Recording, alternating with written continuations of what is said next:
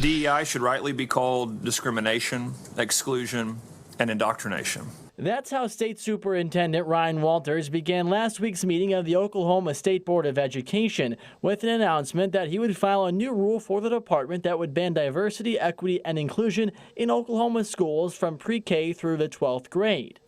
We need to make sure that our schools are focused on getting back to the basics, not focused on resources and programs that divide us.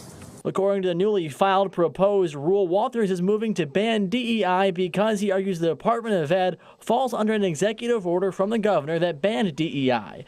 According to the language, no schools may grant or support DEI programs, no person can be mandated to participate in trainings, no one can be required to swear any loyalty oaths that favor one race or another, no one can be forced to agree with certain political beliefs or ideologies, no prospective employees can be required to provide a DEI statement, and lastly, no one can be made to disclose their pronouns. While Walters says his goal is to improve student outcomes, critics of the rule, like Democratic State Senator George Young, argue the rule is a waste of time and resources. Because you're spending time talking to me about this when we ought to be talking about how can we improve education, how can we improve health care, how can we improve the economic situation of people who are struggling. Important to note, the rule does not ban any programs that are required to obtain federal funds or meet accreditation standards.